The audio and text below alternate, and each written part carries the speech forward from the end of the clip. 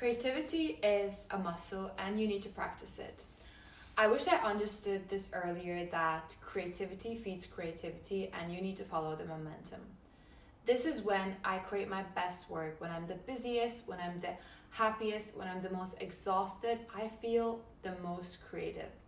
And it's not going to be the same for everybody, but I think it's more like I'm sharing my personal journey and my personal thoughts of how I unlocked more creativity in my life without really changing that much, but simply just following the momentum and following the curiosity. I don't think enough people talk about the momentum and that art of not losing it. I think the art of not losing the momentum is so important because once you lose the momentum, it's kind of, you need to start all over again and you need to start from zero. And I think creativity and momentum goes hand in hand. The more you are creative, the more you're gonna build your momentum, and the more momentum you'll have, the more creative you'll feel. So I think thinking about these two as kind of like two besties, two partners, you have to cherish the creativity and momentum and work together, and that's when you're gonna create your best work. Another massive thing is when you create your work, trying to create it from a view, from a perspective as if no one will ever hear it.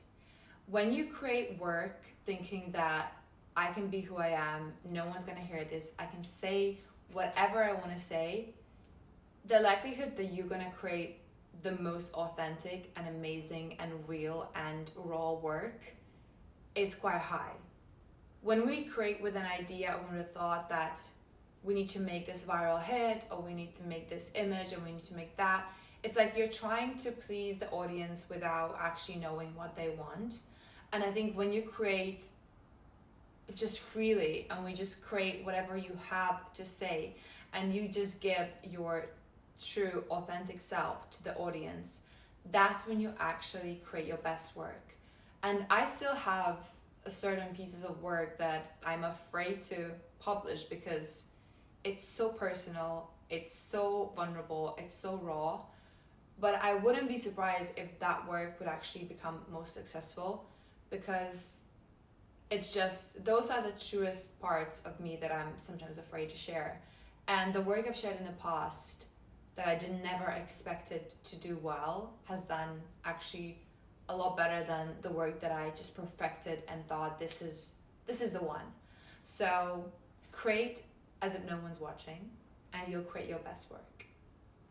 I'm also a big believer that you have to experience life in order to become more interesting and more likable and more exciting and more curious. If you are creating but you're not really experiencing life and living and you're just in your own bubble, the chances are that you will run out of ideas or you'll start to create very repetitive work.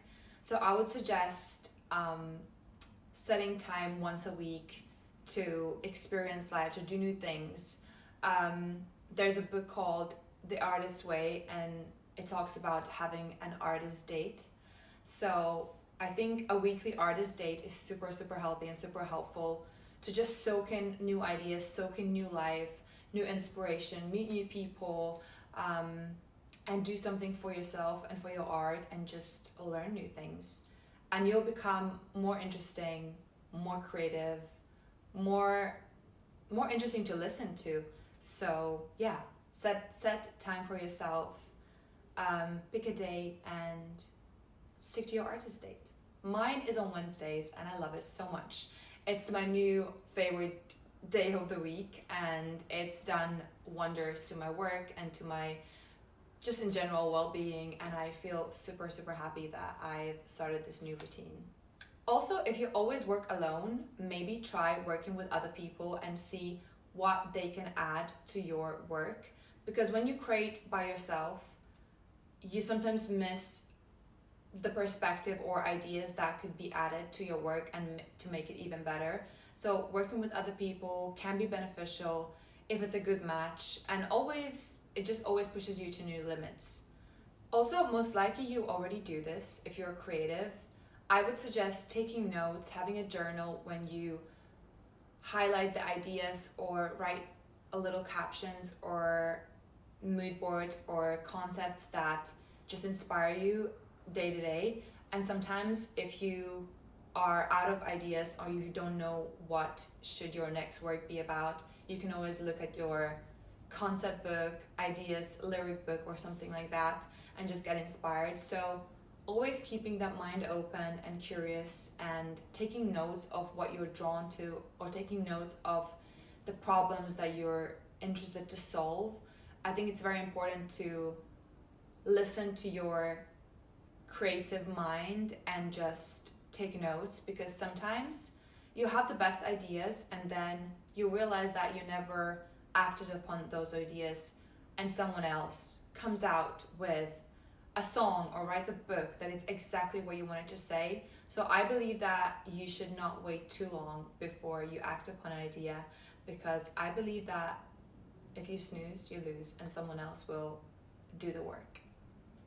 I think a lot of artists and creatives overthink being authentic, and the whole point of being authentic is trying not too hard to overthink or be authentic.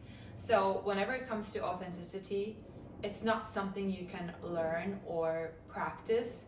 I think it's something you need to kind of let go of, and that's when you become authentic, and that's when you become real, and that's when you become more relatable. So don't overthink authenticity. Just try to remove perfection and people-pleasing tendencies. So that's kind of an advice that I think will make you more creative.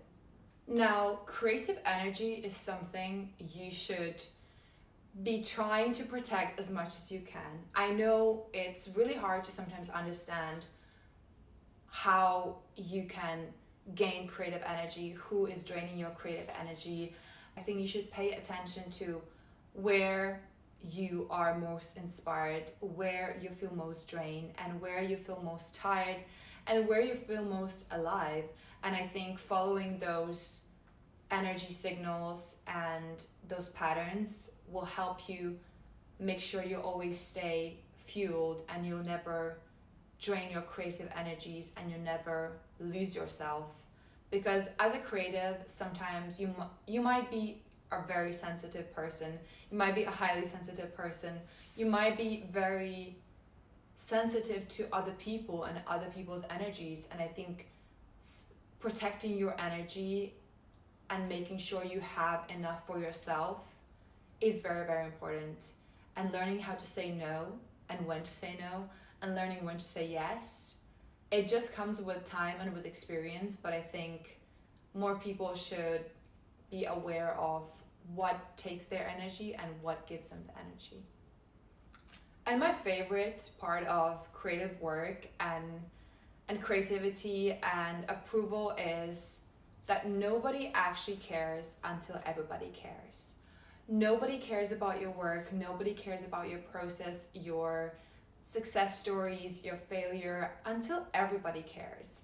So that should give you even more freedom to create freely and create as if no one's watching, because people will only start caring when there's a significant amount of people caring. So enjoy that phase when you can experiment, when you can do lots of different things and try new things, because everyone is so busy with their own lives and nobody really cares until everybody cares.